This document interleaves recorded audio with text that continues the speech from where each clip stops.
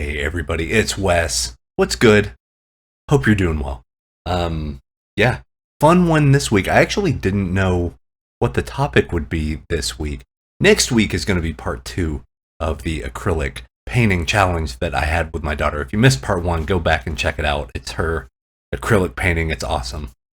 Super cool. And then the next one is going to be me doing a Bob Ross acrylic painting. But anyways, I wanted to have a little something in the middle, kind of a refresher. And I wanted to talk about something kind of near and dear to my heart. It was between a few different options, but this is one that we've talked a little bit about before in a video called Brushwork that talked about Richard Schmid. But I'm a big fan of impressionistic, very kind of loose brushwork. And I want to talk about why. And I want to talk about where in that video, the brushwork video, talked about the difference between having traditional brushes and brushwork versus digital brushes and brushwork.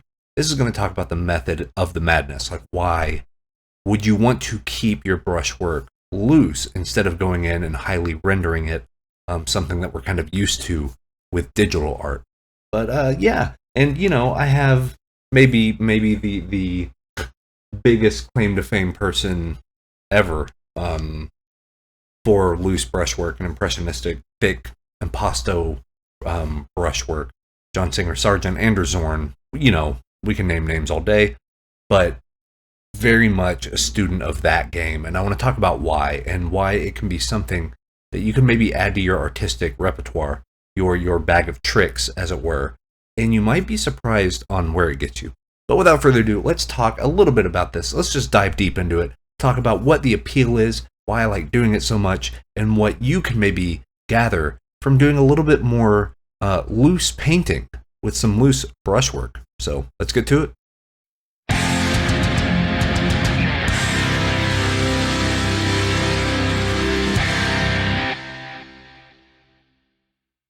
All right, here we go. So yeah, loose brushwork.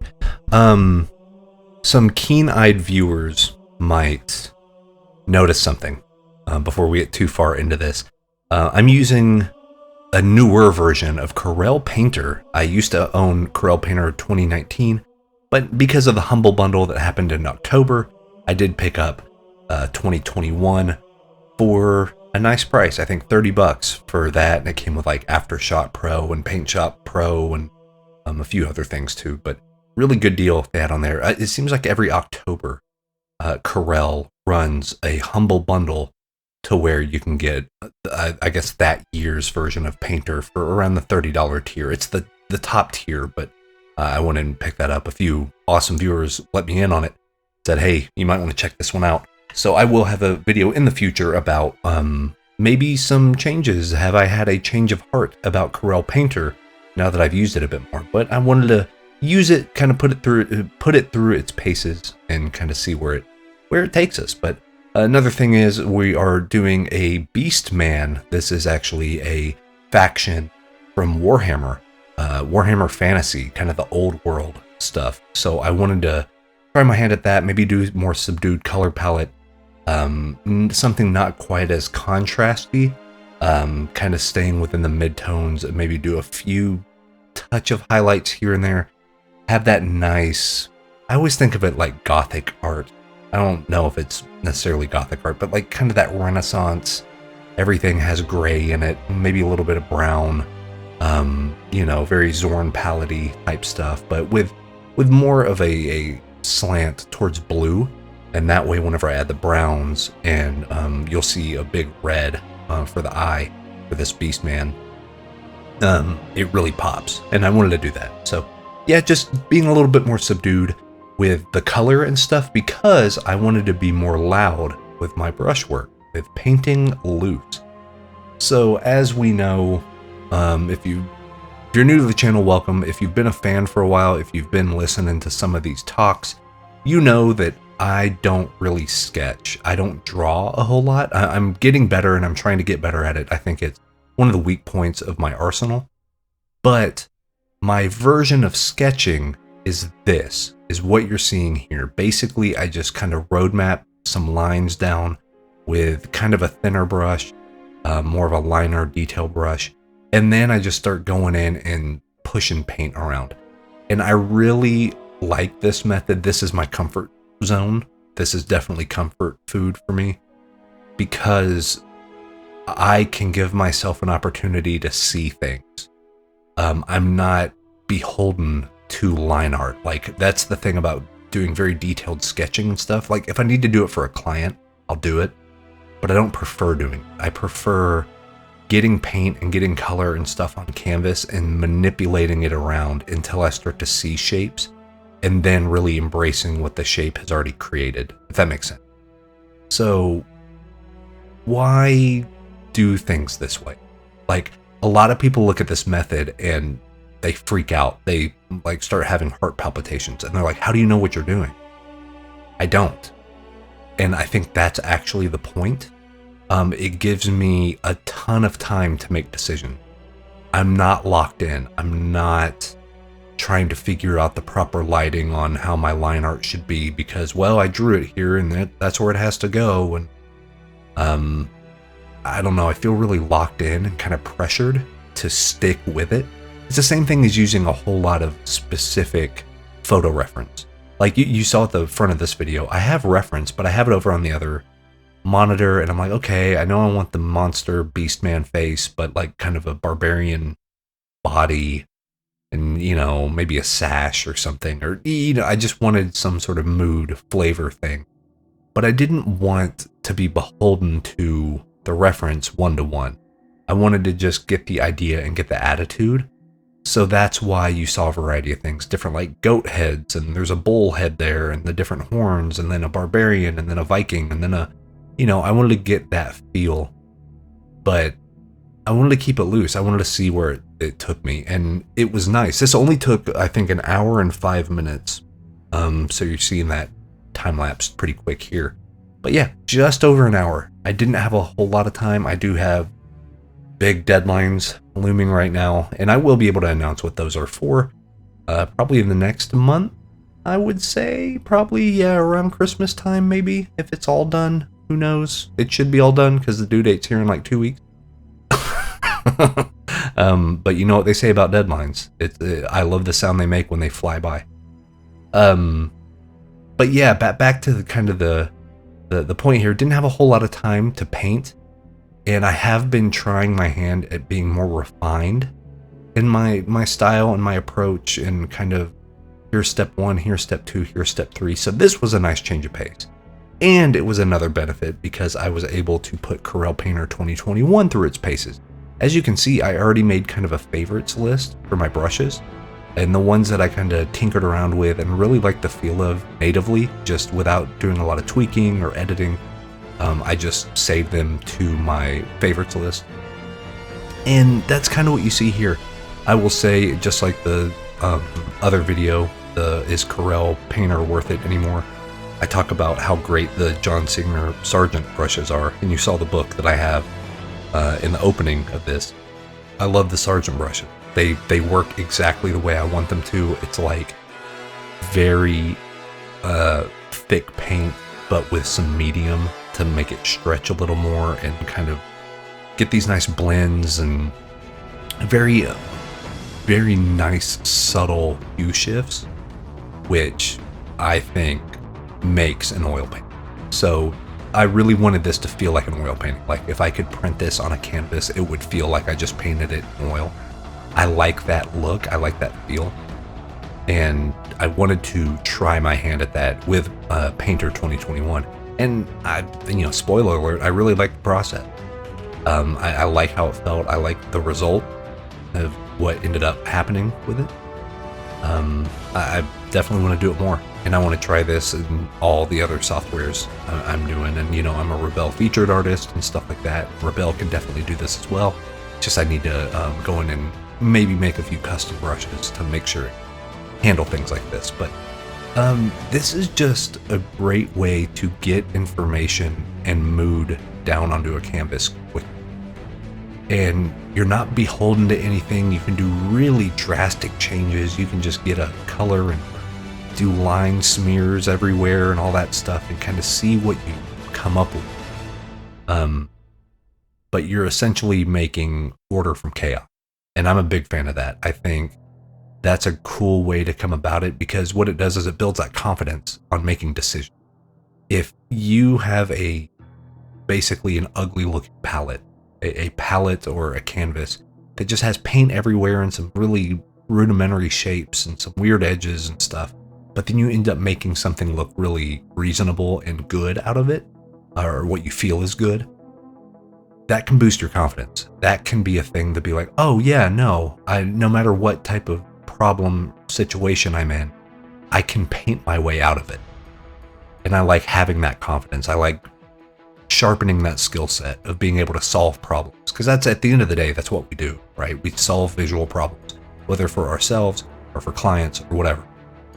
It's about finding the route to get to that destination. And I think building your confidence in this way, using big brushes and big shapes and making it happen. And another thing is like the shadow shapes. I don't know if you notice this. I don't know where it is on the time lapse right now, but I ended up liking this stuff better when the shadow shapes were big shapes, like connected shapes of shadow, not subtle things where each shape, well, this part of the jaw protrudes a little, so I guess I'll put a shadow right here. Like I dropped all that. I just said, okay, here's the head. The head has a shadow that goes on the body. And then I'm like, oh, the arm, it has like some kind of cloth wrist guard type thing. Okay, that is one giant shadow. And then that casts a shadow. And then he's holding an axe, so that axe is going to cast a shadow. You know what I mean? Like, I was just like, okay, where are the big shapes? Because doing this sort of impressionistic method, having your shapes read is paramount. And the cool thing is, kind of spoiler alert for stuff that's coming from Varia, but this is very much a method I'm going to start using card art, because I think it reads really loose and painterly big, but then if you get it down to card size, it should read really pretty sharp, but still have a little bit of that influx of brush strokes and variety and spontaneity. That's where the energy comes from, because between you and me, we're all friends here. Between you and me, I feel like a lot of my compositions are boring. They just are. It's usually a profile shot of a person, or a 3/4 look of a person, or a 1 to 2 point perspective landscape, or some, there's nothing super eventful. I'm not doing crazy fisheye lens 3.5, 10 point perspective, No, I'm kind of more a basic, give me a model and stand them in front of me and I will paint them, I'll do still lifes all day. But that's not super exciting. And whenever you work in entertainment, whenever you're working as an illustrator or concept artist, you want your stuff to read as exciting. And what I tell students a lot, and people that I mentor, and people I do paint overs for and stuff like that, my philosophy on art life is, it doesn't matter what you're painting, they should have equal amounts of excitement for a viewer. So I don't care if you're painting a 1-to-1 recreation of like the Sistine Chapel and it looks perfect, and I don't care if it's that, or if it's like a picture of a rock. That rock should be as appealing to look at as far as a painting is concerned. So cool brush strokes and angles and all that stuff, good shape language and readability, as the most intricate, minute, thing. They should have equal importance, and they should have that energy that makes people want to look at it. And I think that's what I need to start embracing more, is I really love doing this. I really love painting loose. I love it. But for whatever reason, because I see all of my other favorite artists working on, Dungeons and Dragons or Magic the Gathering or Games Workshop, or, I see them and their work is so clean. It's so figured out. They figured it out. You look at it and you're like, yeah, everything's there, and smooth where it needs to be smooth, and it feels very refined and refreshing. And I can do that given enough time. And like this one's only an hour, you know what I mean? But why is it that I like how this looks after an hour rather than if I were to take this for 5 or 6 more hours and refine it? I think it would lose something. I really do. I think it would become too stoic. It would be boring to look at. Everything would look, it sounds weird for everyone else. I love it when they make it look exact. But whenever I try to make my stuff look exact, it falls apart. It just falls apart. It doesn't have any excitement. It's not it's not vivid. It's not emotional. It's not, you know what I mean? Like I don't know. We're getting into artsy, fartsy, hoity-toity territory, I think, but there's an energy lost the more I refine a piece. And I think what my goal should be is finding a way for these loose brushstrokes to be so profoundly good and like so interesting to look at that the clients that I'm interested in will give it a second look anyway. Even if it's a different style, even if it doesn't match exactly what they have in mind, like this wouldn't be like League of Legends splash art. But could this be concept art for Diablo? That's arguable. You know what I mean? Like that's an interesting conversation I'm having with myself lately. But all I know is that painting loose is fun. Just fun. Because there's no rules.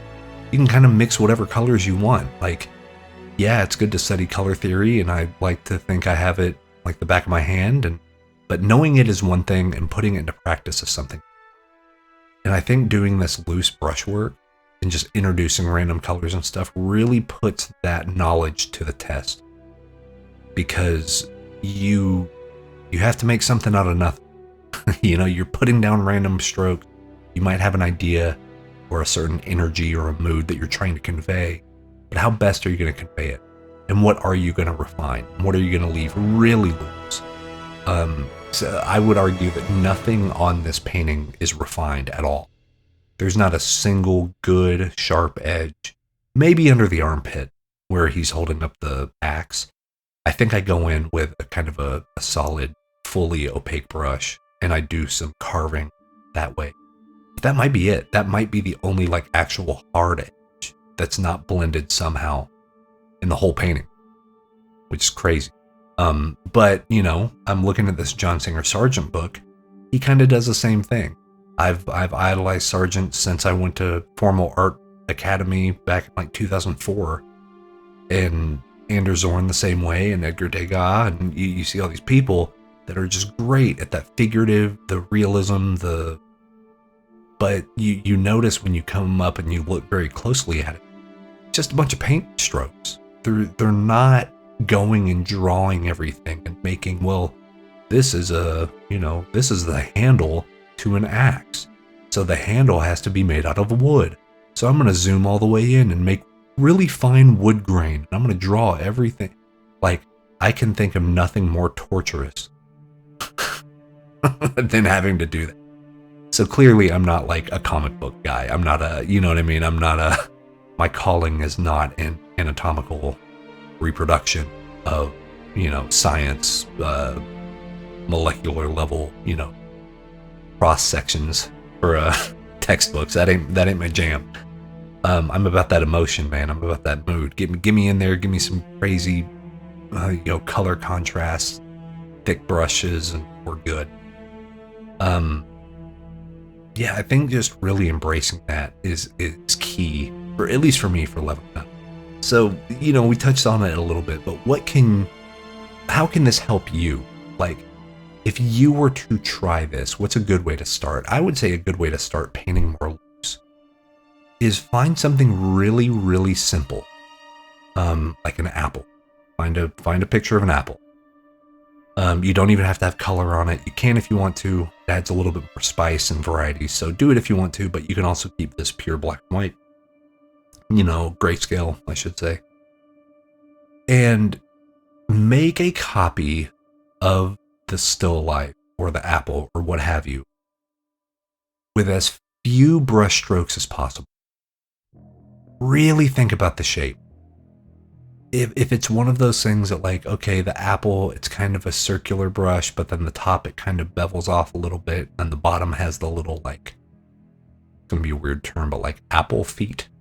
You know what I mean? Like the little, the little rounded things that where you can set an apple down on a table and it stands up okay. How would you do that? You know what I mean? How would you get a perfectly round brush? Would you get kind of a weird diagonal brush? How would you be able to do this with as little brush strokes as possible? And it's going to make you start thinking about the world around you in a different way, and about shapes, and about getting the context and getting the essence of something. Because Impressionism, I mean, it's in the name. You're not going for realism, you're going for the impression of a thing. What was the impression it left on you? If you went on an awesome vacation, took pictures, you did all that stuff, you had amazing food, then you came back 2 weeks from then, 2 weeks after you got back, what was your impression? What do you remember from that vacation? That's Impressionist painting, at least to me. Get the mood, get that feeling. Try to invoke that same feeling that you had by your art. And for me, a great way to do that is expressive brushwork. It's thick brush strokes. It's cool blending of colors and tones and shades and, you know, tint, all that stuff. Yeah, I think there's something to it. If you try to use bigger brushes, if you get away from line art, or I mean, it's a free world. You can kind of do whatever you want, but meaning don't rely on it to make all your design decisions. You can mark out something kind of like I did, like, okay, I'm going to put the head around here, the body goes around right here. But then as soon as you're comfortable, or even if it's right before you're comfortable, yeah, maybe that one. Do it right before you're comfortable with your sketch. Start putting in really big brush strokes and see what happens. It's kind of invigorating. It's the same way I feel whenever I break out the traditional paints after doing digital for, months on end, because there's spontaneity, there's this variety, this spice that you just can't get on digital. Or maybe you can. Maybe if you're really a traditional person and then you go to digital, it's the same thing. Like, oh, this is so different and unique, and whoa, there's a lot of energy. Use that energy, use that nervous energy to really make something that stands out. And that can mean a lot of different things to a lot of different people. But for me, painting loose, it's just the way to go, man. I just love it so much. It's my favorite way to go about it. It feels like stuff is more me than if I try to go in and really refine edges and stuff. And like I said, I can do it for clients and all that stuff, but it's not my favorite. I feel like I lose out on something. And the more I start rendering, the more I start really refining edges and shapes and stuff, the less it feels like my artwork at that point. And now it's like, well, I'm just making the thing that's already on the canvas, but it's less expressive, it's less bombastic. And I think having just crazy energetic stuff is awesome. I think it's a lot of fun, a lot of good angles. The edges are weird. Like I'm interested, instead of seeing the realism of it, I want to see the artist's interpretation of realism. That's why Picasso was so popular. You look at these people that are just way out of left field. MC Escher, just what is this? But it's so intriguing because you're like, what kind of brain makes this up? And whenever you paint loose, what's nice is you're letting the viewer do the work for you. So like, I'm pretty proud of this Beastman. I am. He's not the most refined thing in the world, but for whatever reason, he looks rough and tumble. He looks like he's ready to go out and start hacking and slashing and, being an NPC that can get killed by the main character. You know what I mean? Like, it has that, like, he's ready for war. And that's the whole idea. Like, that's what I wanted. That's why I got the pictures of the bull horns and the Vikings and the crazy barbarian with the yelling with an axe. Like, that's what I wanted. And I feel like thematically it fits. And I think the muted color palette helps with that. And that little red dot just really kind of drives it home for the eyes. Just adding that weird, surreal, gothic, tone to it. But it's all about emotion. It's all about emotion. It's all about kind of breaking free of any confines and letting the art kind of speak to you as much as you're defining what's happening on the canvas. A lot of writers will say that, once they got out of the way and let the characters write the book, they felt better, and I think there's something about that with painting. It's like, you can put brushstrokes down, but at the end of the day, it's not really up to you.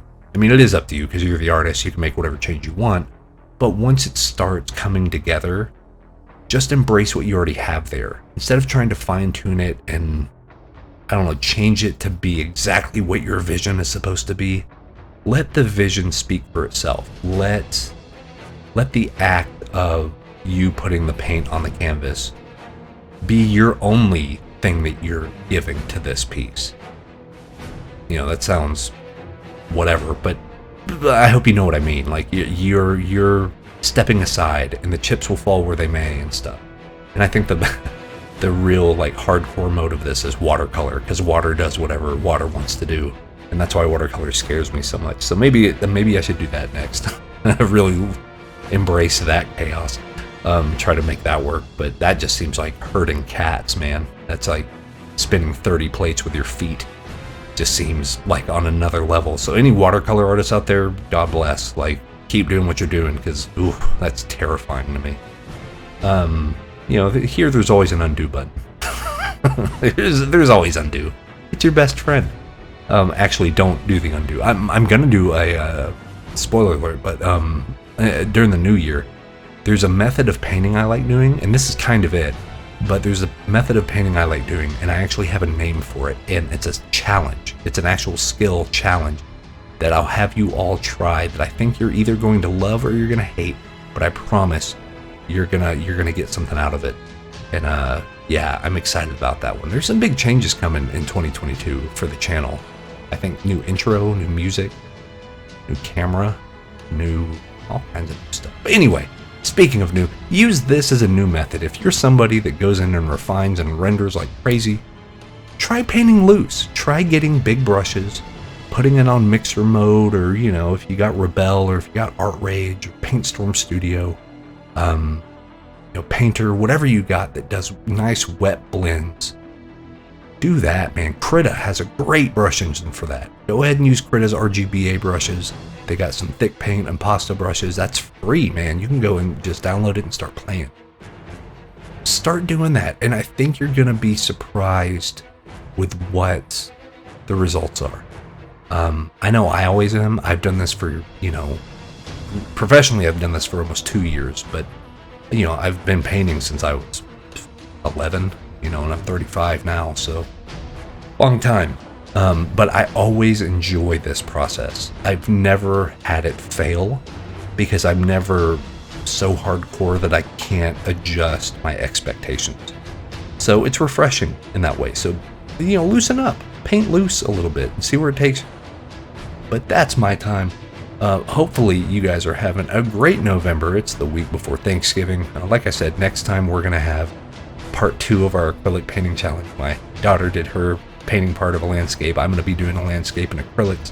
I might actually cheat a little bit by going and getting some slow drying medium so I can blend colors.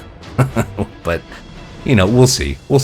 But anyways, let me know what you think in the comments. Do you enjoy this method? Do you enjoy kind of the impressionistic Andrew Zorn, John Singer Sargent, thick brushstroke stuff? Or are you a little more, take a fill bucket, fill in something with a local color, add your highlights with an airbrush, add your, shadow? Like, are you more, quote unquote, a digital artist in that sense? Or do you just kind of want the chaos to happen? Make some shapes with your lasso tool and go to town, But I'm interested to know, and what seems to work best. Do you have any advice for anybody in the comments?